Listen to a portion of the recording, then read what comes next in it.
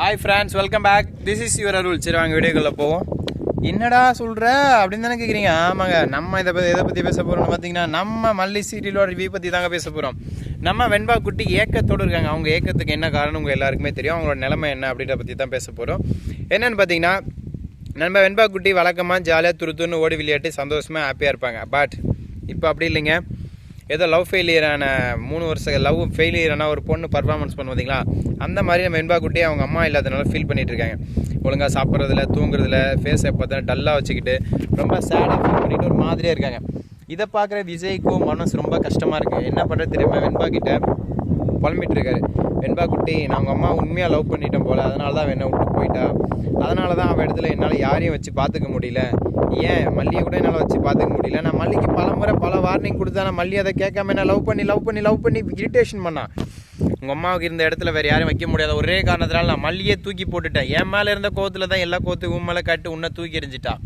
இதனால தான் எனக்கு அவளை என்னமோ தெரில, மறக்கவும் முடியல, மன்னிக்கவும் முடியல, வெறுக்கவும் முடியல, என்ன சொல்கிறதுனே தெரில அப்படின்ற மாதிரி நம்ம விஜய் புலம்பிட்டு இருக்காருங்க.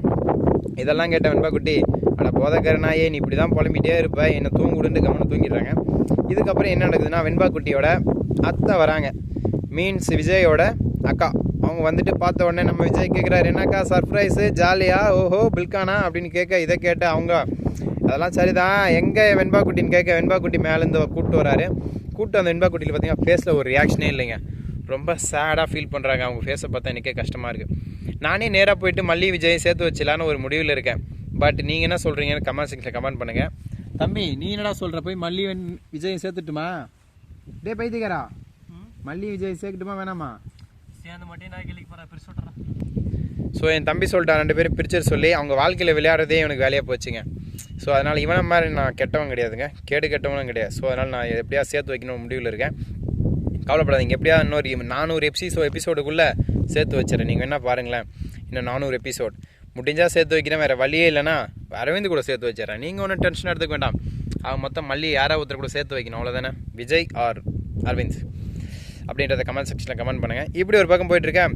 வெண்பா குட்டி ஏன் டல்லாக இருக்குன்னு கேட்க, என் அம்மாவே இல்லை, எப்படி ஆஃபியாக இருக்கிறது, நீ வந்தால் சந்தோஷமாக இருக்கணுமா அப்படின்னு கேட்க, இதை கேட்ட உடனே நம்ம ராஜேஸ்வரிக்கு நோஸ் கட்டுங்க. அப்படியே ஃபேஸ் எல்லாம் ஒரு மாதிரியாக ஆகி, என்னடா அந்த மல்லி குடும்பத்தையே அப்படி பண்ணி வச்சுக்கிறா, அவளை ஏதாச்சும் பண்ணணும் செய்யணும்னு சொல்லிட்டு அப்படி இரும்புறாங்க. இருமிட்டு மல்லியை கடத்த திட்டம் போடுறாங்க. ஏன்னா அவளை கடத்தி கலைச்சி கடலில் தள்ளிட்டா யாருக்கும் தெரியாதுல்ல, மேட்ரை முடிச்சிடலாம் அப்படின்னு பிளான் பண்ணுறாங்க. பட் அவள் கடத்தி கலைக்கிறதுக்கு மல்லி கிடையாதுங்க, மல்லிப்பூ மனம். வாசத்தை அவ்வளோ சீக்கிரம்லாம் யாராலையும் கண்ட்ரோல் பண்ண முடியாது.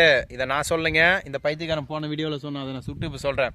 So thank you so much. Tata, see you, bye bye, subscribe and like, share பண்ணுங்கள்.